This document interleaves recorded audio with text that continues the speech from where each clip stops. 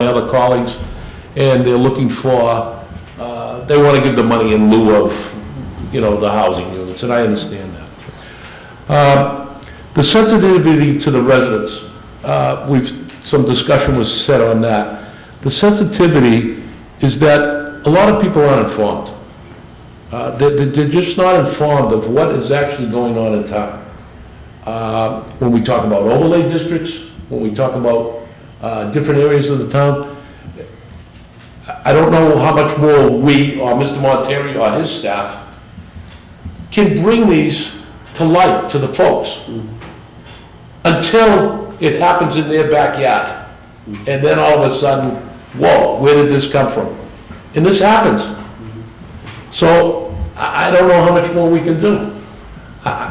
You've done all you can. You've got a website, you put out meetings, town meetings, whatever. So nobody should be shocked or in awe when something happens. Pay attention. And that's kind of my deal I'm looking at.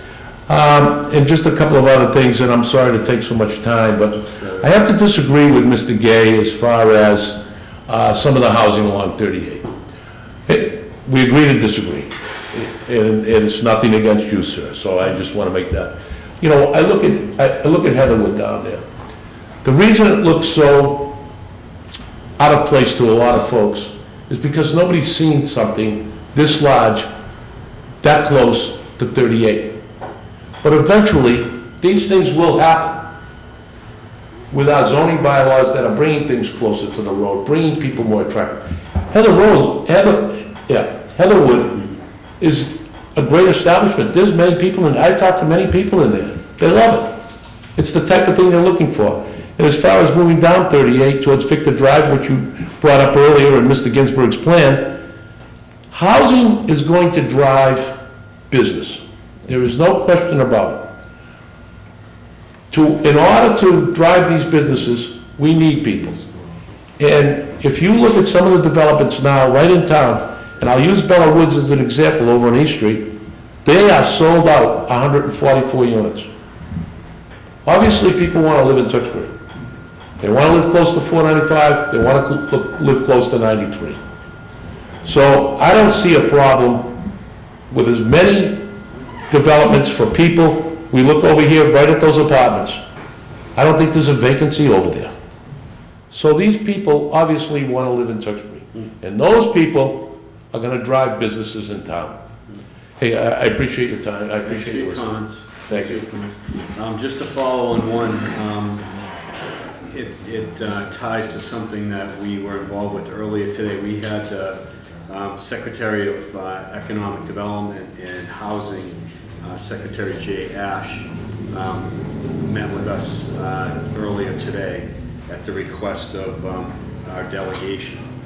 And one of the interesting conversation pieces, the discussion was focused and centered on the needs that we have along Route 38. That was the real reason for the meeting. But what the discussion evolved into, and it's been something that we as a board have talked about, and I think most of you would probably agree with, is that, and it follows on Mr. Anderson's comments, is that you can't look at transportation issues in a silo, housing issues in a silo, jobs in a silo. They're all interrelated.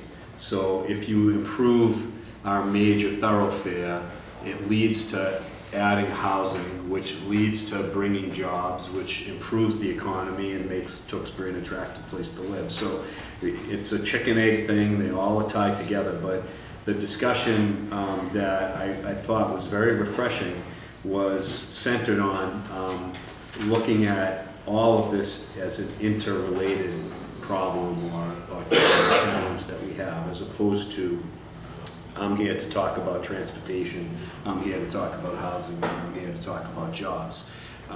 That's been, I think, some of our collective frustration in the past, not related to people in this room, but dealing with state agencies. So it's been a challenge. It was quite refreshing, and hopefully we've opened the door and we'll have some more dialogue.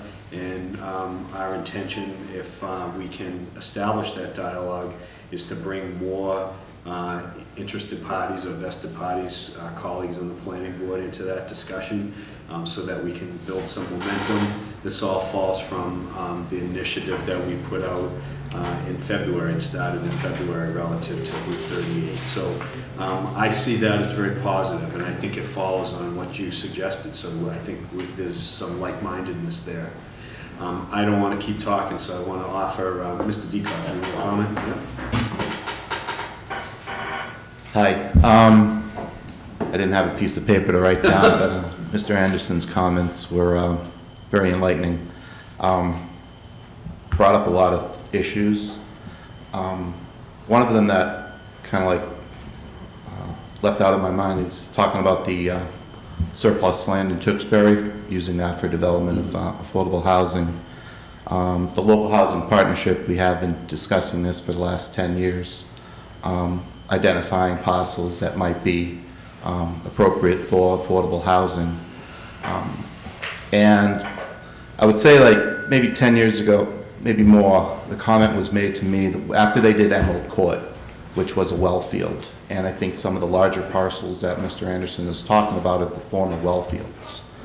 There was, Mr. Cressman was the town manager at the time, and they sold Emerald Court, all that land for like $2 million, and that went to buy, I think, a pump for the water plant down on. So it was like $2 million, and we got a pump out of it, but we sold off like 40 acres of prime land, Emerald Court. Didn't really make a whole lot of sense to me at the time. We didn't get any affordable out of that. They created like 200 units, no affordable. And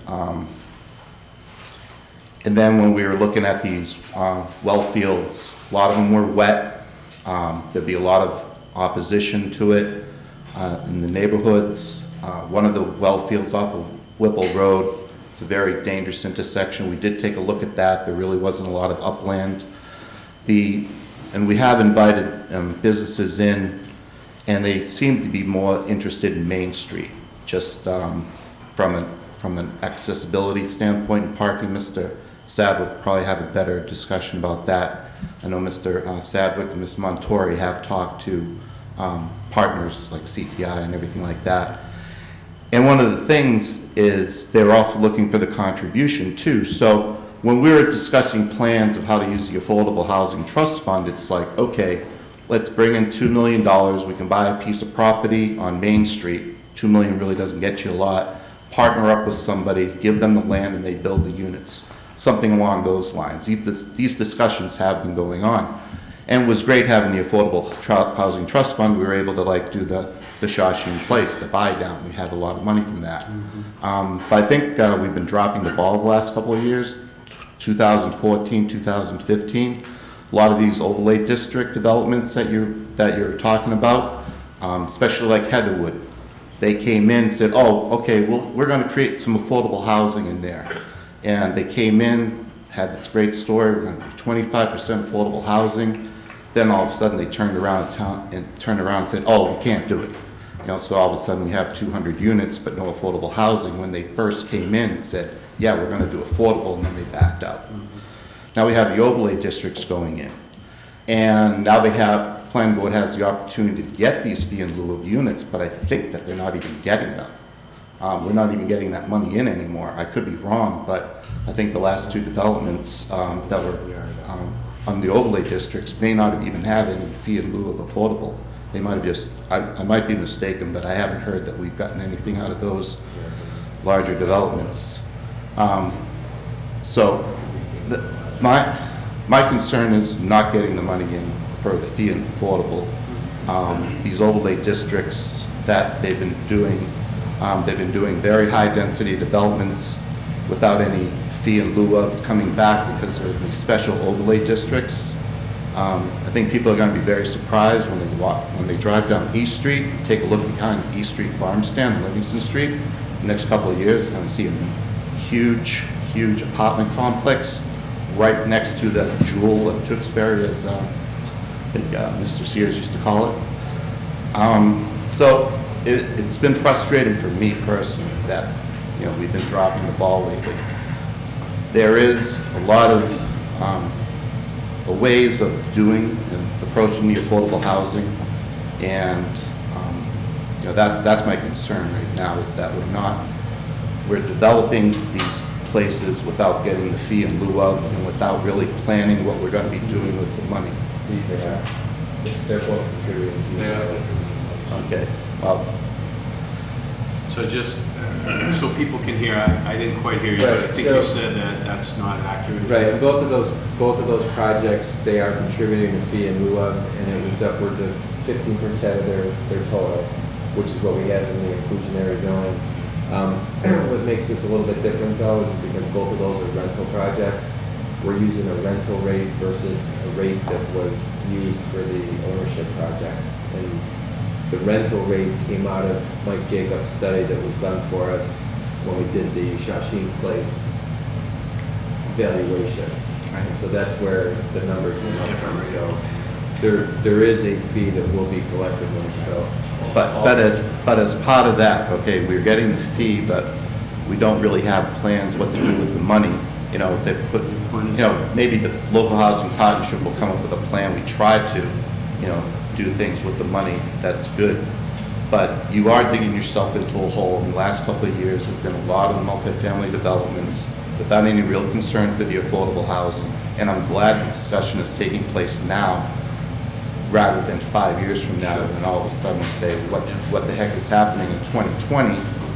When the census comes out and we find that we've developed 2,000 or 3,000 units of housing and not done anything for the affordable. So I'm glad we're having the discussion now.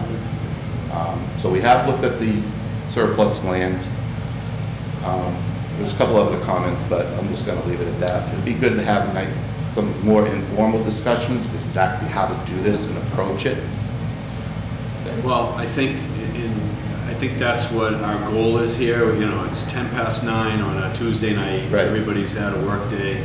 We're not going to solve these problems now, but I heard the planning board chair say it's a good thing we're dealing with this now before we get to the next census. I've heard you say it. There's agreement. There may be grays of difference of opinion on, you know, some of the efficacy of some of the decisions that have made. But quite frankly, from where I sit, I'm not interested in the past. We can't unring the bell, but we can certainly collectively look forward, and we can use some of those lessons to advance the ball a little bit more in a positive way, regardless of what's happened in the past, regardless of our perspective on that. You have a comment? I do, I've just been like itching to speak, and I'm sorry. Okay. It's hard. I work with inclusionary zoning all over the country, and I have to tell you that there are many, many jurisdictions that do not allow a fee in lieu of at all. In fact, I think most people who work in this field today don't even encourage communities to provide the option for the fee. But if you do, then at least require the developer to build some of the units, so they're not buying their way out entirely. My whole career has been with local government, and I'll tell you, my experience has been, communities know how to buy open space, they know how to build town halls, they know how to build schools. They do not know how to develop housing. And so the people who know how to develop housing are the ones who should be doing it. Don't feel guilty for offering to a developer density that otherwise would not be available to the developer, or a housing type that otherwise could not be built by the developer in your town, in exchange for a public benefit, which reasonably is affordable units. One of my best success stories with inclusionary zoning in Massachusetts is a community that's created like 49 affordable units under their bylaw, which may not sound like a lot, but it is relative to total production. It's just a requirement, but the developer gets a density bonus by right, and there's no special permit, there's no game, it's just very clear what the rules are. You should give yourselves permission as a community to think about what the fee is really getting you. I said earlier you're special, and you are. You've done a good job with the money. But I think towns that accumulate fees in lieu in a trust fund need to have a business plan for that money.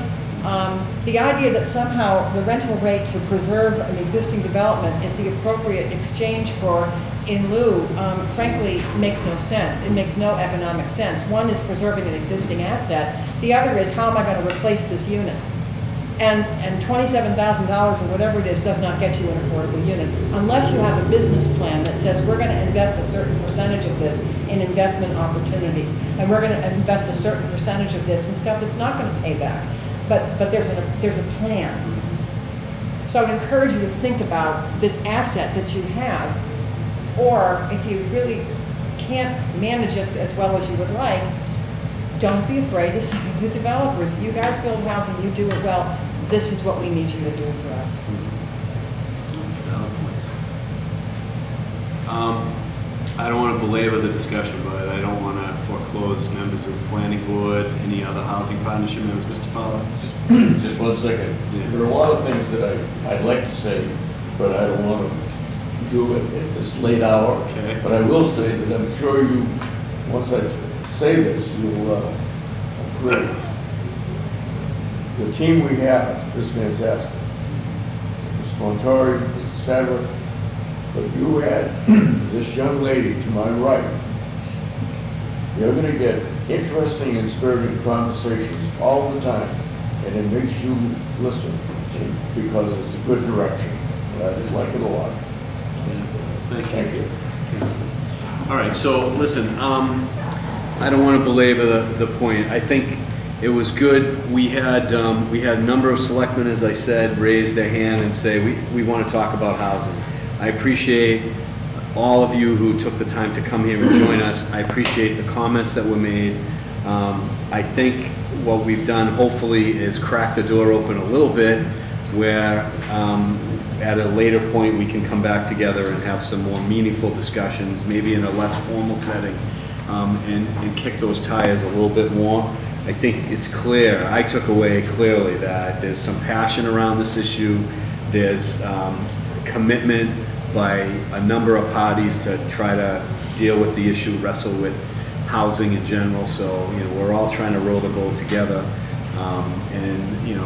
We are not always going to agree, but we can find ways to bridge those gaps. So hopefully all of you took something away from it. It's a short effort to summarize, 20 or 30 years of history, and maybe prompt some thoughts, as you suggest, about what we can do moving forward. So I'm going to close this out and thank those of you who were here.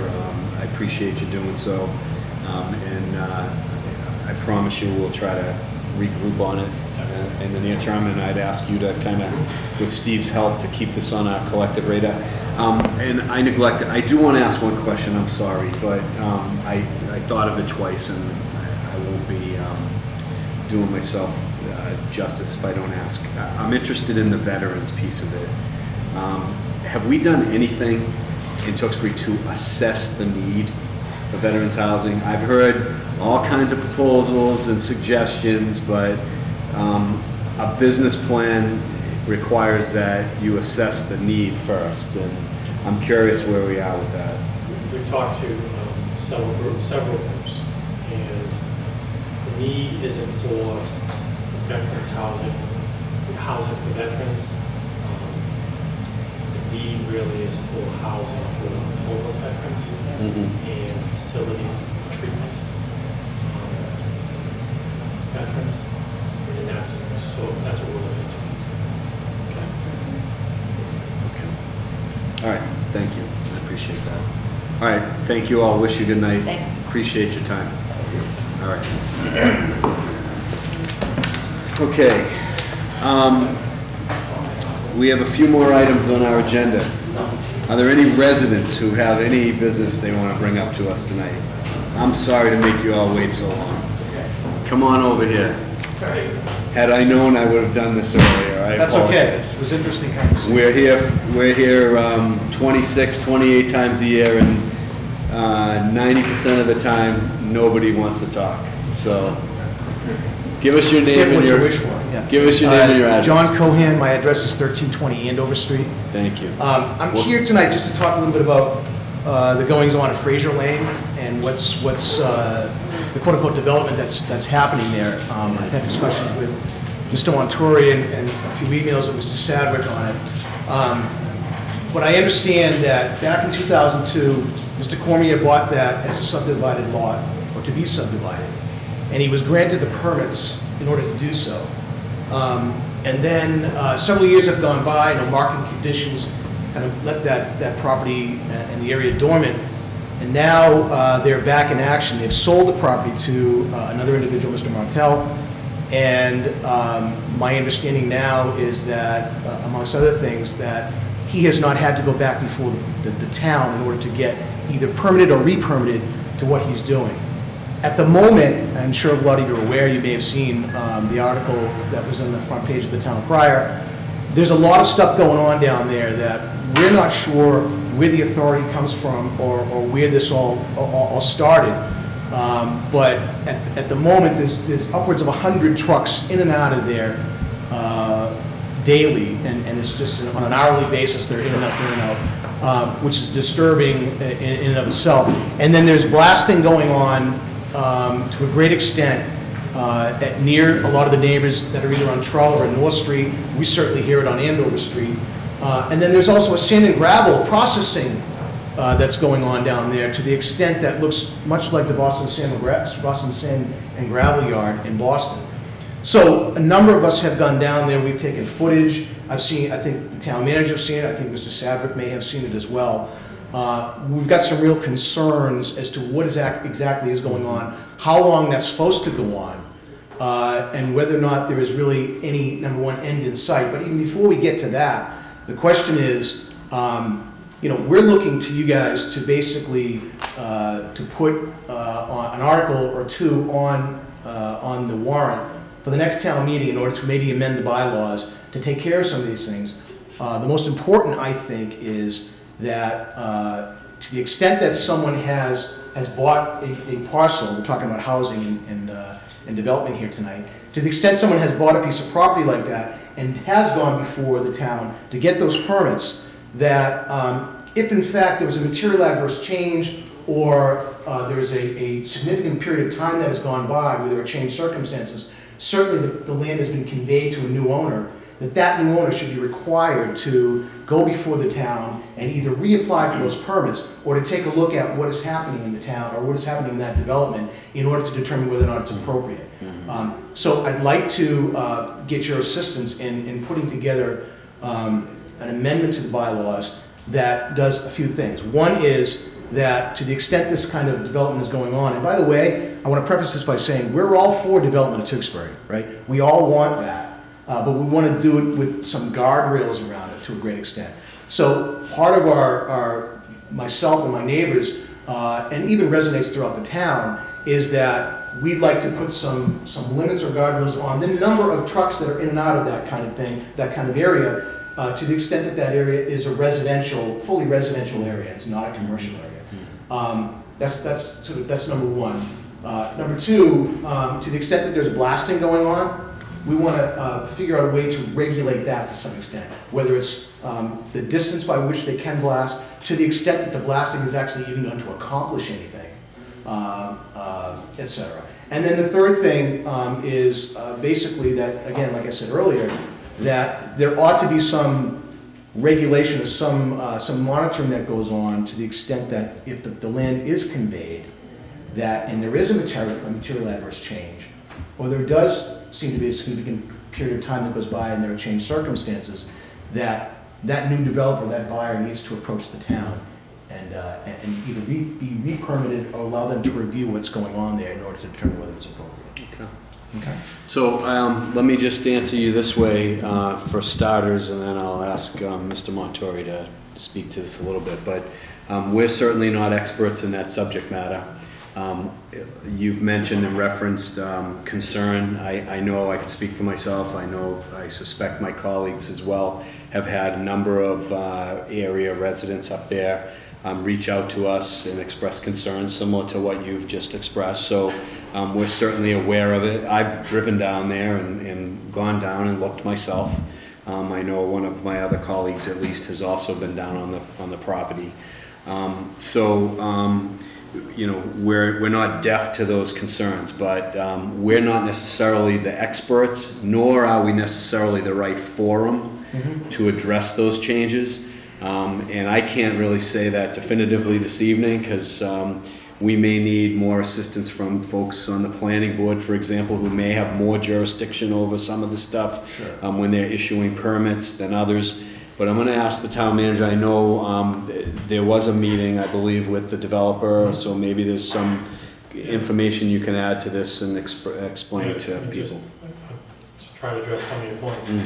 You know, we talked about the possibility of changing the bylaws to ensure that sites that maybe have sat dormant for some time, would have to come back for another review.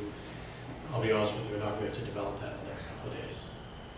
We're not sure it's needed because there are some laws that govern subdivisions that sit for, I think it's 7 years, 8 years, Charles? It's 7 years insofar as zoning is concerned, but the planning board initially could have had other kinds of conditions that limited the number of years for the development. So you don't need a Which were not bylaw. addressed at that time. You don't need a bylaw as much as a planning board can just condition that as part of the permitting. So that wasn't the case in this situation. So we did talk about that. It's not something especially since we're talking about doing the whole new bylaw over, we're not ready to jump into any bylaws at the moment. We met with the developer. I'm surprised to hear that there's 100 trucks going in there now, when he talked about 5, I think. Today they were close to 80. A little over 80, I counted. Truck trips or trucks? Truck trips. Okay. On August 1st, we had between 350 and 400 trucks. Coming in and out of that On site. Saturday, August 1st. You probably saw my videotape of the trucks in a 10-minute window. I can't even sit on my porch. I haven't actually opened my windows or You sat know what, on I'm my gonna, porch. I wanna, you can't speak from the audience, because Oh, there are sorry. people watching this, so we'll do this at one at a time, and then we'll get to it. We can get an update on what's happening on the site. We agreed to, he can work on the site. There's nothing that's stopping him from doing that. He does need a land disturbance permit, which the hearing at the planning board will be on August 31st. I'm not sure the exact time when it's on the agenda, but he does need to get a permit to disturb the land disturbance. But if he's not disturbing any of the earth up there, and he's prepping the site for development, he is allowed to do that under the current permit that he has for the subdivision. As far as blasting is concerned, that is regulated by a permit from the fire department. The fire department will issue a permit for blasting for the house lots and for utilities. So he is limited and regulated for blasting. That does happen. I don't think there's any blasting going on at the moment, because that would be part of the land disturbance that would be occurring. So there is a hearing at the planning board. We'll continue to talk to the developer, but it is an approved subdivision. Something is going to happen there. And I don't deny that. I think that's fine. My other question is, I mean, you may have driven down there yourself and seen the processing that's going on there is well beyond what I believe to be in that development. It's used in other developments. He's taking it to they are taking it to other developments, so, That's part of the land disturbance permit. That's all going to be discussed. Okay. So if we show up, I guess, at that meeting, we'll have the ability to. Are there dates for that hearing yet, do you know? Yeah, August 31st. August 31st. You already know that? Yes, Okay. it'll all be discussed at that meeting, and that's when Yeah. any requirements would be put on as far as the operations, type of operations, things like that. Is that correct, Steve? Correct. Right. Okay. One more question I had for comments you had about the bylaws themselves. If and to the extent we believe that there should be an amendment to the bylaws, I understand that 2 days from now is obviously. 3 days, yeah. But the October meeting, would we be able to, at that point? Well, that's when the warrant yeah, closes on Friday. It does, for the whole year? For the October meeting, Okay. There's one in May. then there'll be a There's one in May. town meeting in May, Okay. and there's another opportunity that opens up in maybe February or March, right? For the May warrant to town be open. meeting.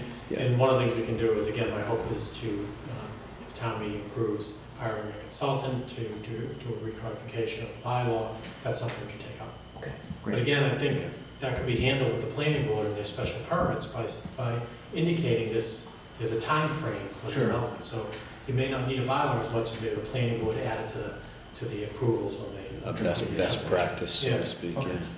Great, thank you. So just two comments.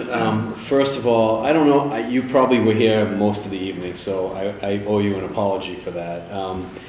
But you may have heard me or us talking with the proponent for an entertainment license. And really, what that discussion boiled down to at the end of the day is being a good neighbor, right? Sure, yep. It's about hearing the concerns of those who are your direct abutters and being responsive to them.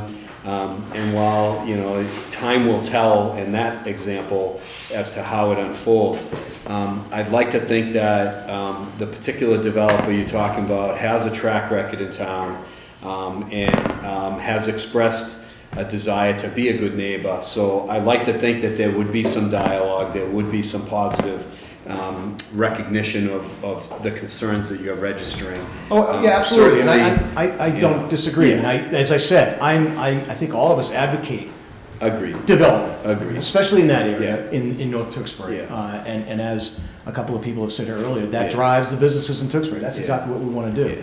But again, I'm more interested in trying to put some guardrails around, Sure. given the subjective area to that extent. So hopefully on the 31st, that can be further clarified and move forward. So I want to apologize to at least 3 of you who've been here all night on this particular question. And again, the next time, if we were smarter, we would have realized that you were here for something and we would have taken that up earlier. But I appreciate your patience this evening, and we appreciate that. Can I say something? up You here? you may, Okay. absolutely. Just for one moment. Yeah. My name's Jennifer Clement. I'm at 1340 Andover Street. Thank you. Thanks for hearing me. Is to speak to the good neighbor. Mr. Martell said he's only brought in 5 truckloads of fill since he owned the properties. Just yesterday, I took a video of him bringing in a truckload of fill, what I could run and get. He said he starts at 7 a.m. We have a video the very next day of him starting at 6 a.m. Mr. Martell continues to say things and does the exact opposite. He said he would have 5 trucks going in and out of the property. Today was over 80. I don't know what to say about a good neighbor. Thank you. Anything? We'll follow that up tomorrow. Yeah, and if you'd like the video, I have everything. We appreciate that. Thank you. Thank you. You all have a good night. Sir, you want to make a comment? I do, sir. We owe you that. I'm sorry. Thank you. My name is Jamie Boudreau. I live in 1304 Andover Street. Been there since 2003, when the early stages of the development started, and then it kind of went dormant for a while. To back her up as far as being a good neighbor, I agree. I want the construction to be finished and the homes to be done. It's a beautiful area. Problem is my house is adjacent to Fraser Lane. I cannot sit on my farmer's porch, and I know I live on a main drag. I don't have a problem with that. If you listen to that tape, they Jake brake, they have the covers off their trucks. My whole house is dusty. There's a pothole in front of my house at least that deep, so anybody drives over it, it's kaboom, kaboom, kaboom. And it's driving me crazy. And when he stated in the paper that we should have come to him, I didn't even know the property changed hands. Being a good neighbor, he should have reached out to us and said, hey, I'm the new guy on the block, I really like to get to know who you are. And I would have, because the first day they pulled out the boulders, because I was the one that actually advocated the boulders because people were dumping down there. And I used to see them drive in and I'd call the police and say, you gotta stop this. So they put the boulders. The first day I saw the boulder off, I'm on the phone, I said, somebody moved the boulder, they're moving trucks down there. So he said, no, the builder's back doing some work. So I just assumed it was Comier, which was the previous owner. You know, I like to have it done, but the noise is extremely, extremely bad. And I can't even enjoy my home anymore, which is really tough. So I appreciate your time today. Thank you. And thank you for your patience again, all of you. Okay? You have a great night. Thank you. Thanks. Okay. All right, we turn to the town manager for his report. You have nothing? Okay, so I'm going to set a trend here. It's board member reports, and I have nothing. Mr. Panelitis, do you have anything, sir? I have one thing. Okay. I just want to reiterate that the Town Center Master Plan Committee is having a public visioning meeting. It will be actually the same evening as our next meeting, but it'll be after this meeting. It'll be We're going to start early. We're going to start early, and the public visioning meeting will be at the Senior Center, Tuesday, September 15th. It'll start at 7:30. There's a Facebook page for this effort, and you can also communicate through the office and through that page to, we'd love it if people could let us know that they're going to come so we can get a head count, but if not, to show up. We want to get as many people there as possible to get a good sense of what we're hoping for our town center. And I'll leave everything else. All right, thank you. All right, Mr. Kratman. I have nothing to add. God bless you. Mr. Gay? I do have some. Since the Board of Selectmen meeting, I will say a few things on behalf of the Board of I Selectmen. appreciate that. Thank you. Our Public Events and Celebration Committee meeting went last night, and we're meeting weekly for the Fall Harvest Festival coming up on September 13th. We've made a couple of changes. We're going to have a tented area with seats so people can sit in the shade. We're going to have a stage area. We're going to have some entertainment, the North Shore Acapella Group, and a couple of other acts, and lip sync contests. We're going to have TJ Callahan's with beer and wine that we had before. And we're also going to have the same thing we had last time, the cornhole tournament run by John Spinelli, which was very successful. So we're still looking for volunteers. We're still looking for people that want to come by.